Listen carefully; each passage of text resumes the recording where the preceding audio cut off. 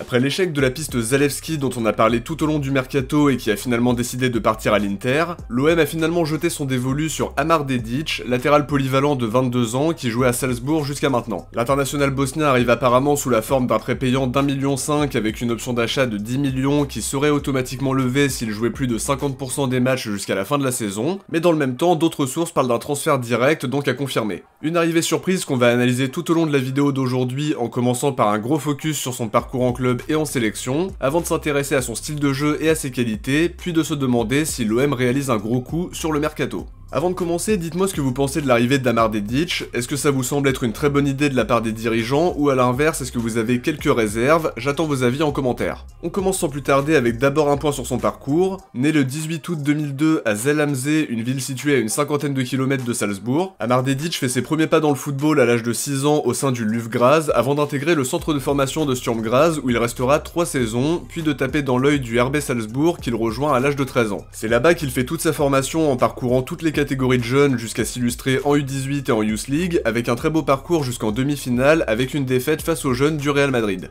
À l'été 2019, et comme beaucoup de jeunes joueurs de Salzbourg d'ailleurs, il rejoint le club partenaire de Liefering pour prendre de l'expérience en deuxième division autrichienne. Là-bas, il enchaîne 2 saisons comme titulaire avant de revenir à Salzbourg à l'été 2021 pour être immédiatement prêté à Wolfsberger dans le but de continuer sa progression, mais cette fois en première division autrichienne. Il devient très vite un joueur incontournable, titulaire à absolument tous les matchs, le plus souvent comme latéral droit mais aussi parfois comme latéral gauche où il a terminé la saison. Des performances qui vont totalement convaincre Salzbourg de l'installer dans le 11 de départ à son retour de prêt. Il enchaîne les matchs sur la saison 2022-2023 en découvrant la Champions League dans la peau d'un titulaire indiscutable, dans une saison où Salzbourg a notamment tenu en échec Chelsea à Stamford Bridge et le Milan à domicile. Une première saison marquée par le titre de champion d'Autriche et un exercice très réussi à titre personnel qui va lui permettre d'aborder la seconde en portant le brassard de capitaine à seulement 21 ans. Il n'enchaînera malheureusement pas une deuxième saison pleine à cause de plusieurs blessures qui viennent tronquer sa fin de saison. Blessure musculaire, blessure au pied puis une blessure au mollet. Sur les 6 premiers mois de la saison qui est en cours, il est toujours titulaire en dehors de 2 blessures aux adducteurs et à l'ischio. Cette fois le parcours européen est moins glorieux avec 3 défaites d'affilée contre Prague, Brest et Zagreb. Un faux départ qui va condamner Salzbourg à l'exploit dans un enchaînement absolument dingue. Feyenoord, Leverkusen, Paris, Real et l'Atlético. Ils sont finalement logiquement éliminés après 7 défaites en 8 matchs. Il va maintenant poursuivre sa carrière à Marseille où il s'engage a priori en prêt payant d'1,5 million avec une option d'achat automatiquement levée dans le cas où il jouerait plus de 50% des matchs d'ici la fin de la saison, alors que d'autres sources disent que ce n'est pas un prêt mais bien un transfert sec.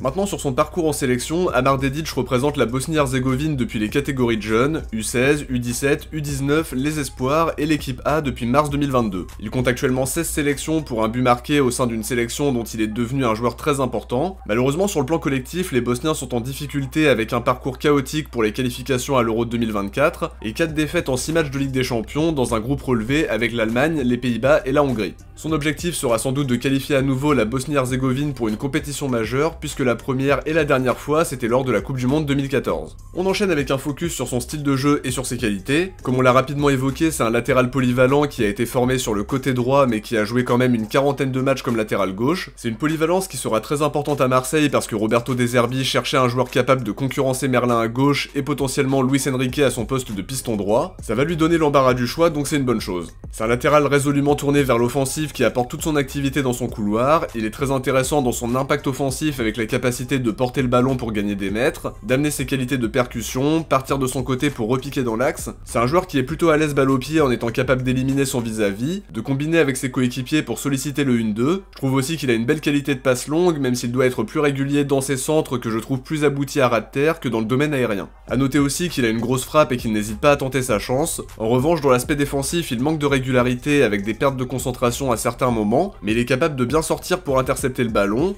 de mettre de l'impact et de tacler proprement. Pour autant, son point fort c'est vraiment l'aspect offensif avec les courses progressives, des montées qui apportent le danger et des projections qui peuvent être hyper intéressantes sur les phases de transition. C'est aussi un vrai leader qui a souvent porté le brassard de capitaine avec Salzbourg alors que c'était un jeune joueur, mais c'est aussi un joueur qui fait preuve de combativité et qui se donne à 1000% pour le collectif. Ceci étant dit, on va maintenant se demander si l'OM réalise un grand coup en le faisant signer. La première chose à dire, c'est qu'il était la priorité de Roberto De Zerbi si on en croit les infos du journaliste Belmin Habibovic. Sa polyvalence va permettre de couvrir le poste de piston droit et celui de piston gauche, mais aussi de potentiellement repasser en 4-2-3-1 ou en 4-3-3 puisqu'il est habitué à jouer dans une défense à 4. Évidemment, il a joué beaucoup plus de matchs à droite qu'à gauche, mais il peut représenter une vraie solution aux deux postes, contrairement à Zalewski qui était cantonné au côté gauche, mais qui possédait l'avantage d'être un latéral gauche de métier. C'est un profil plus offensif que Quentin Merlin en termes de course progressive et plus globalement d'impact offensif. Je le vois comme un joueur qui a vraiment un coup à jouer pour s'imposer dans le 11 de De Zerbi, même s'il devra se montrer plus régulier dans ses centres et progresser dans l'aspect défensif, mais justement c'est important de rappeler qu'il n'a que 22 ans et encore une belle marge de progression.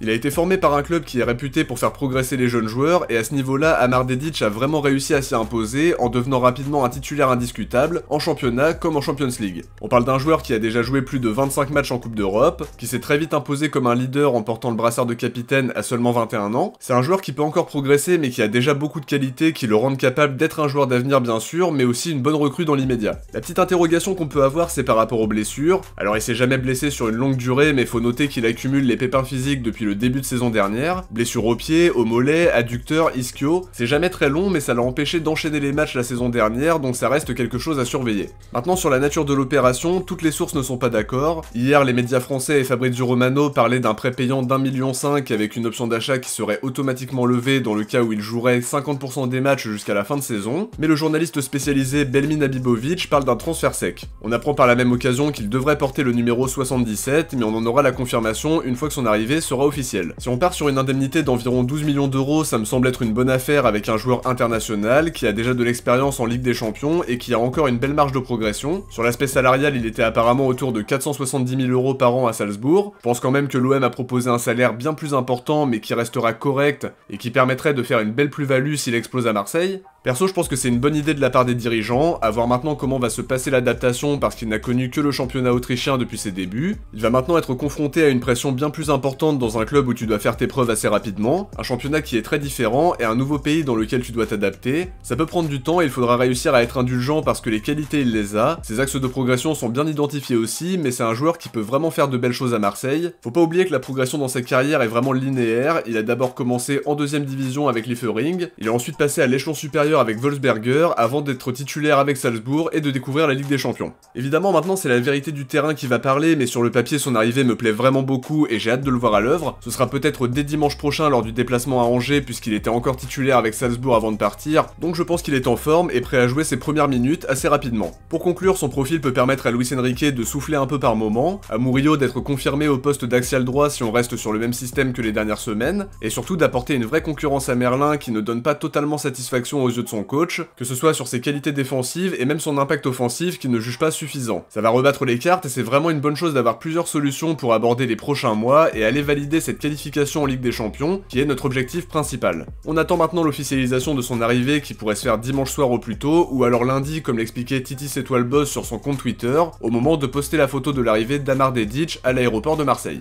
De mon côté, j'arrive à la fin de cette analyse, j'espère que ça vous a plu et comme d'habitude, si vous avez aimé, n'oubliez pas de laisser un like pour me soutenir et pour participer au référencement. Un grand merci à tous ceux qui likent les vidéos à chaque fois, vous vous reconnaîtrez. N'hésitez pas à vous abonner en activant la cloche si c'est pas déjà fait pour suivre l'actualité olympienne en ma compagnie. Si vous avez regardé cette analyse jusqu'au bout, écrivez latéral dans les commentaires. Je vous dis à demain pour une prochaine vidéo parce qu'on aura sans doute un dernier jour de mercato très animé qu'on va suivre avec beaucoup d'attention sur la chaîne, avec peut-être plusieurs vidéos d'actualité selon ce qui va se passer, et sans doute des présentations de joueurs selon les recrues qui pourraient arriver. Ça s'enchaîne beaucoup ces derniers jours, c'est pour ça qu'exceptionnellement il n'y a pas eu d'avant-match de l'Olympico. Selon l'actualité, j'engloberai probablement le débrief dans un Actu OM demain mais à confirmer. Quoi qu'il en soit, une fois que le mercato sera terminé, on reprendra le rythme normal. Ciao, portez-vous bien, bon match à tous en espérant les 3 points à la fin, et surtout allez l'OM.